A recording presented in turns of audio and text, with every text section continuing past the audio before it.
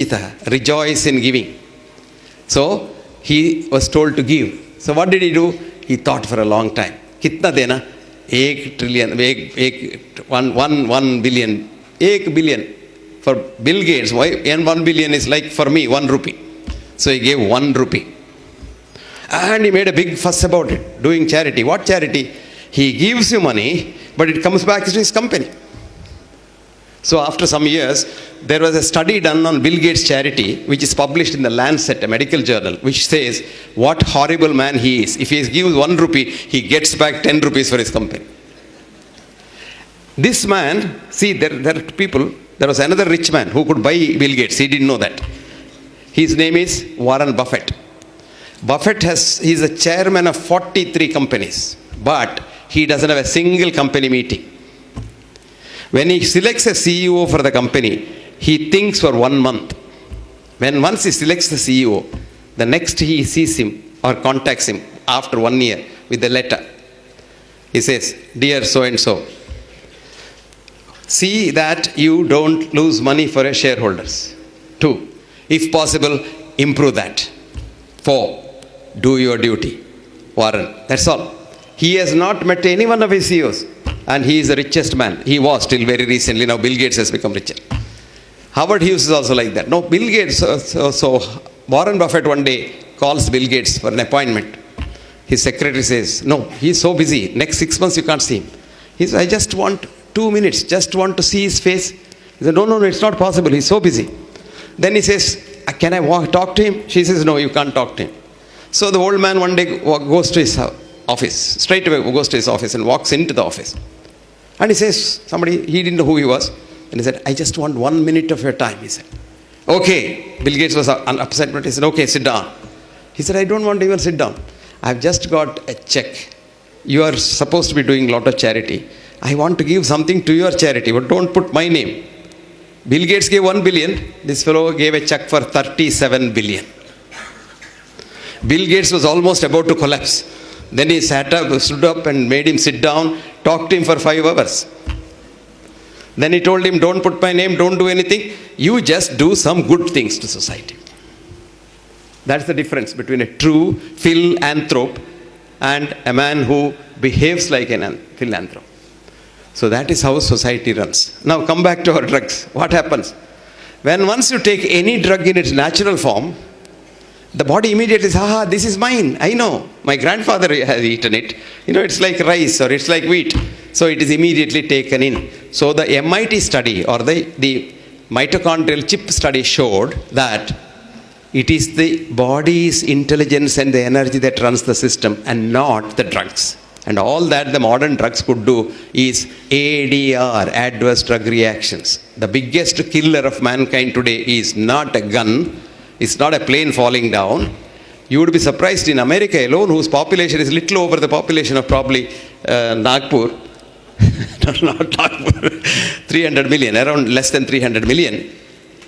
4 jumbo jets full of people die every week due to drugs. If 1 jumbo jet falls down in this world, there will be news for 2 months in all the television, 24 hours 7. And every week, 4 jumbo jets fall down. And these people unnecessarily die by what is called iatrogenesis, doctor-induced illness, through our biggest weapons of mass destruction, about which I have written with the caption called Weapons of Mass Destruction in the British Medical Journal, the drugs, chemical drugs. So friends, avoid as many chemical drugs as is possible. I had a colleague of mine, professor of psychology. Some of you may have been. His name is K.B. Kumar, Professor Kumar, who was at one time the president of the Behavioral Society. He is now in Hyderabad. This boy was so good, I tell you, I took him as the professor. And within about 2 years, the psychiatry department was empty. No patient was going to the psychiatry department. This fellow had to sit till about 1 o'clock in the morning, 2 o'clock in the morning to finish his patient load. So the psychiatrist started complaining about him, writing memos about him. He is very bad. He is grabbing our patients. I said, nobody can grab a patient. If a patient wants to go somewhere, he goes. How can you say? So somehow or other they managed to keep him till I was there. The day I retired, they somehow maneuvered and threw him out. Can you believe that? The best doctor was thrown out. Anyway, he got a better job. And he is now the he is almost the king of whatever he surveys. And still the same humble soul. And that's why I like this psychiatrist. Psychiatrists have become real drug dispensing machines. Just because they have no patience. The minute he says, I had no sleep last 2 nights, then he says, are you feeling fine? No, doctor, I no enthusiasm. Right, he'll start with an antidepressant. And when will that end? Great. This is the problem. This is the problem. So this is where a psychiatrist, a professor of psychiatry in America, she was young, energetic, and was like our friend.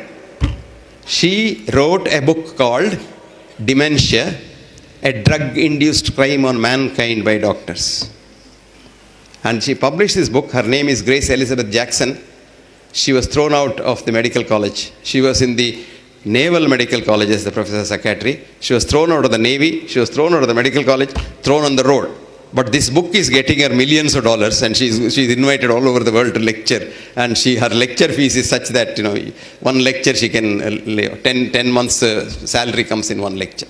So this girl is very happy. But what I'm saying is, this is how the world is. 1968, I wrote a small article called Unconventional Wisdom in Medicine. When did I write it? 1968. And my department sat together and said, this is a nut. He must be thrown out. So they proposed that I be dismissed. But anyway, that then dean probably was a nut himself, so he didn't dismiss me. So I survived by the skin of my teeth. This happens. This very much happens in this world. So it is very difficult to fight for a truth. I don't want to call it the truth, because Khalil Gibran said, never say the truth. It's a truth. And it become different later on, because truth is not something which is stationary. Truth changes. And a truth, even if you fight for a truth, it is difficult. So I like Prabodh and his gang. I can't be naming each one of you because it takes so much of time. Look at this boy, young boy. I like him. He's very, very good. And very versatile too. Everyone. That girl, oh my God, she was very good, that ophthalmologist. And look at this girl, she's very good. Each one is so good, I tell you. They're so nice. And it has made my day coming here. It's made my day. I was telling Ankit that, all that should not have happened in a hotel room happened to me. It happened. But I was enjoying each one of that. Because I did some research. When I went to this room, there was no faucet in the toilet, so to wash your bottom. I thought this must be the highest, because even in the American 7-star hotels, you don't have a faucet. So you will search for it. But at least they have a paper.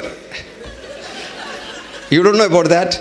An American came to Madras, and he was very fond of Madras curries. So he took his wife and went to one of the RR restaurants. In Chennai, RR restaurants are Andhra restaurants. And there, if X is the spicy level of Madras curry, 3X is the spicy level of Andhra curry. So he ordered for chili chicken. And he was tasting it. His wife said, my God, I can't touch it, honey. It's so hot. No, it's very good. Give it to me. He had her share also. So he finished the whole lot. Nothing happened. He went and they slept. And next morning, he was in the toilet, shouting at his wife, honey, now I know why the Indians use water for ablution. If they were to use paper like us, it would catch fire. Anyway, then I didn't know what to do. This hotel was so sophisticated, they didn't have a mug, they didn't have a bucket. And all that they had was a little glass for drinking water. So I tried to fill water in that and spill it. It spills on the side. So I did a research. I ordered for a bottle of mineral water, full bottle of mineral water. Stored it in my heating bowl, that tea maker, and used this. And I tell you, it's so effective. So it took them about 12 hours to fix up the faucet. Now it's fixed. Then the television was not running if you wanted to see something. Then I said, the television doesn't run. I am from a village, so I don't know how to put it. So I called the man. He said, yeah, it's very easy. Amma aega. Aya, kuch nahi hua. Then he said, I'll send the IT man this morning.